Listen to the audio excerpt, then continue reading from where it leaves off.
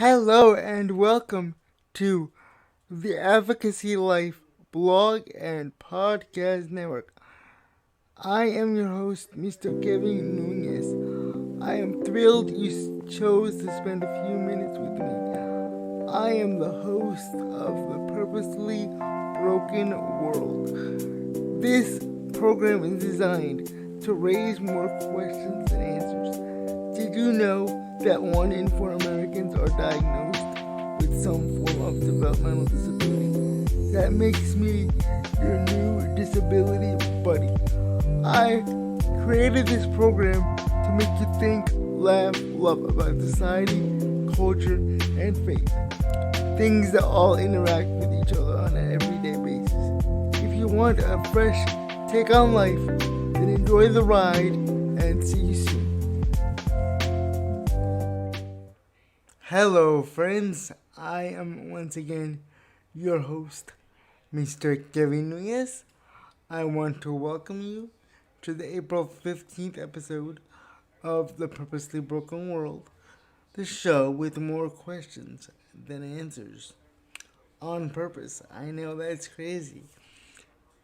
Today, I want to share a really cool experience I had with as many people as possible in the hopes that it will start a conversation with a lot of people. Because the purpose of this podcast is to start conversations. My point is, we can only adapt and change through uncomfortable circumstances. I want to share with you some events that occurred last week that were initially uncomfortable for me, but I also embraced them because I know that only with time and energy will we change. Last week I attended the Disability Policy Seminar in Washington, D.C. I am not going to talk about the policy seminar. I'm not going to talk about the highlight, which was meeting several legislators, because that would not make for a really good podcast. I want to talk to you about public transportation. I know that sounds crazy. Here is a fun fact. Transportation is the most under-recognized public issue that America faces. But they don't see it as an issue because nobody really thinks about it twice when they go on a bus or take a taxi or anything like that. How do I know this? Because I live it. I can't drive. I live in New Jersey. So I have two options. One, either use public transportation on a regular basis, or B, use my accessible vehicle with either my family and or hired staff to actually go places. When people say, "Oh my God, it's so nice to see you out and about," you think it's rude. I think it's rude. But in a weird, pseudo, messed up world way, they're also kind of right. When you go out to dinner with your family or friends to like a nice sit down restaurant, you're probably back within what? 2-3 hours max? I mean, max if you're really like at a nice restaurant. If you're talking a lot, you're going back and forth and all that stuff. But you just get in the car and you go, eat your chicken parmesan, talk for a while, and go home. For those like me, we don't have that luxury. If I go out to lunch with a friend, it's pretty much half the day is gone. It's done. Let me give you an example. A while back, I used to assist individuals in a habilitation day program. I use the word habilitation and not rehabilitation. Let me tell you the difference. In the simplest terms, habilitation day program is a adult daycare facility for people with intellectual and developmental disabilities. Basically, a place for folks to go and spend the day when they have no other place to go. I assisted these individuals. I love these individuals. I was also a client. I was also a participant. For as much talk as I do about disability rights and awareness on disability issues, I used to attend a day program like this because I didn't have any place to go. One of the activities they had was we would ride the New Jersey River Line from point A to the train station, which was the major hub that would connect people to other various, places around the country, and go back. Doing this, we'd actually eat lunch at the train station and turn around and go back. That was the community integration outing, to get people to see individuals with disabilities using public transit. So literally just getting on this train would take, let's say we left at 9:30 in the morning, we'd come back around 12 o'clock, 1 o'clock, after we switched trains and whatnot. Not all the trains were as accessible as they could have been. I say that because they were not universally converted to the same standards. The point of this whole rant. Last week I attended, like I said, the policy seminar in DC. I had to use public transit. One of my colleagues, who is able-bodied, we started the talking because, of course, I had to get to the Capitol building by X time to meet with X legislator. And I asked her, so are you going to drive down? She goes, oh no, I'm just taking the train. I've never had a driver's license in my life.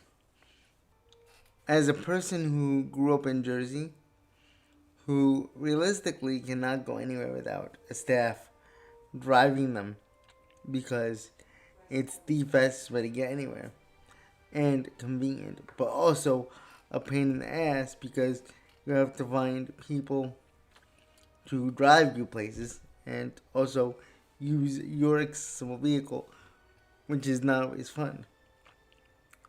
So I was in a different city where I drove down, and he said, oh no, don't use your van to go to Capitol Hill because you can't find parking. Just take the train or take a taxi.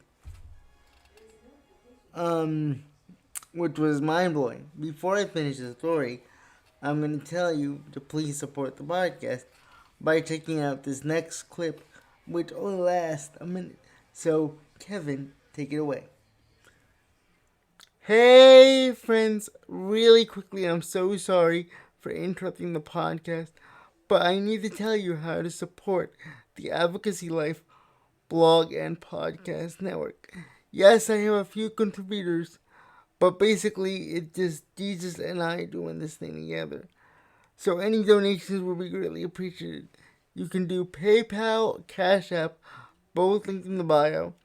I published a book, Confessions from Disability Limbo, linked in the bio as well. Or finally, there is a paid newsletter, $5 a month, for those who want an extra bonus blog every Sunday.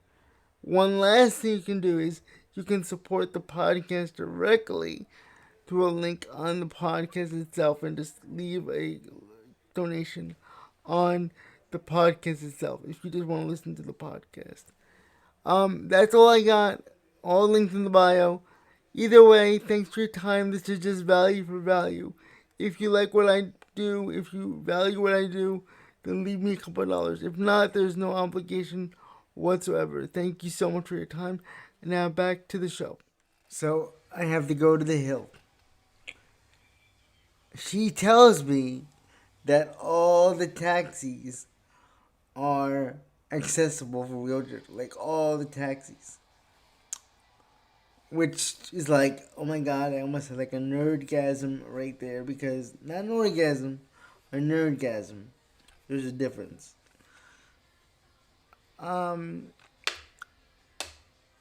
But yes, all the taxis have ramps or lifts to get people on them. So on the day I had to go to Capitol Hill, I called one of these taxis. Obviously I couldn't get a taxi because, as per this convention, all the people are using the taxis to get to the same place, so there were no taxis left. So, oh my god, what do I do now? I have to get up to Capitol Hill. One of my caregivers, because of course I had to, because I'm cool like that, rode public transportation all week long because that's what he did and he loved it.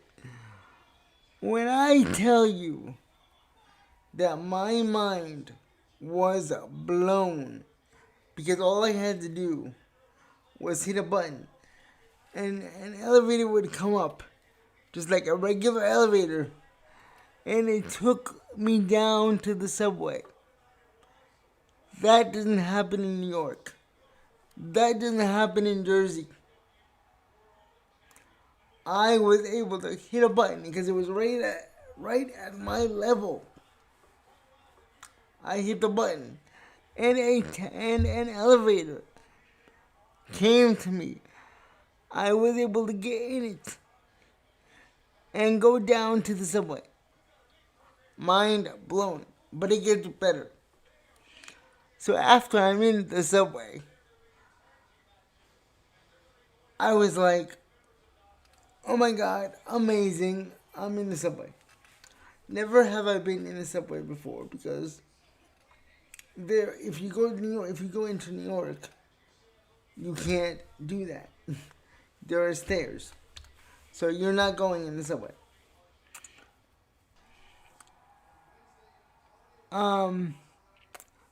So then my train comes or the subway comes. I'm thinking, oh my god, we have to wait for the bridge plate. For those of you who don't know, a bridge plate is this annoying piece of metal that comes out of a specific point in a subway or train. Because in New Jersey we have trains that lets you get on to the train. Not in DC. In DC, I was able to just get on the train. I just rolled on, and there was a specific spot for my wheelchair. I would just go in that spot, and I could just ride the subway like a regular person. When I did this in New Jersey a few times, you'd get tons of looks, tons of stares, tons of, oh my god, he's in a wheelchair. DC, people did not even look up. It was just like, oh yeah, it's Kevin. My heart was so filled with joy and acceptance and amazement that I could just ride a subway like a person. And then I rode it to where I had to stop. I only had to go like 2 more blocks, and I'm at the Capitol building where I had a day of work, quote unquote. I felt like a person. I was part of the hustle. I was part of the bustle. Nobody stared. I was talking to people in the street. They were helping me out. I had 2 caregivers. I was like a person. It was the only day in my life where I was comfortable getting to where I had to go. I didn't have to wait an extra 45 minutes for a connecting bus that would connect me from the bus stop to another bus stop because my wheelchair couldn't get me there. In New Jersey, we have this thing called Access Link, where it is a separate bus that takes you off of the bus line within a certain mile radius just to get you to where you gotta go. But your destination has to be within X number of miles of that train stop. Here, no, because in DC everything was so close. I just rolled a couple blocks. I just rolled. No one looked up. I didn't get any dirty looks. Mind, heart, soul blown. Yeah. And then when I left my meetings, I did the same thing. I'm sure people got stuck in the elevators. Were the streets 100% comfortable? No. There were some cracks in the sidewalk that I had to avoid. There were some, holes in the sidewalk that I had to avoid. But for the most part, for 3 days, I was able to go to work, quote unquote, like a regular person and feel like a regular person. It didn't take me 3 hours to get to one place, and then 3 hours to get back to that same place. Ladies and gentlemen, I want to move to Washington, D.C. Am I going to move there? Probably not. But just on the accessibility alone, the fact that I'm confident if I stayed there for a month, I probably could have done the whole city without getting lost. I'm sure the trains run late. I'm sure people got stuck in the elevators all the time.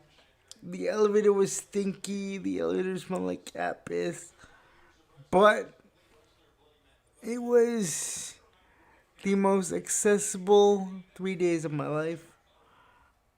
I was not restricted by how am I going to get there, who's going to take me, how many buses do I got to take, how much time do I have to plan out.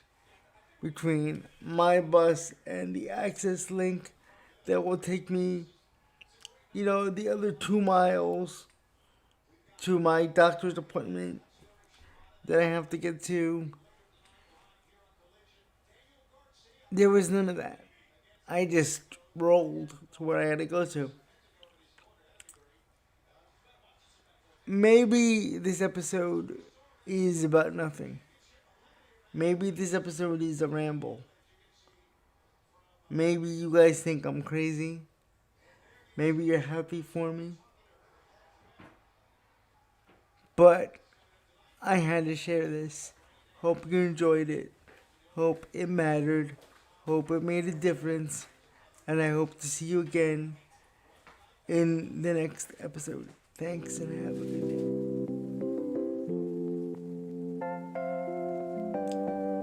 Wow, that was a really fun episode. Hope you guys come back. If you want to support once again, all you gotta do, Cash App, PayPal, or the link in the description in the bio. They're all there. Just click. Follow us on Twitter, Instagram, Facebook, Thread, all that good stuff. All those links are in the bio. I will post on there regularly. Podcast episodes come out twice a month on the 1st and 15th. And the blogs come out every Wednesday, give or take. See you soon. Thanks for the support. And bye.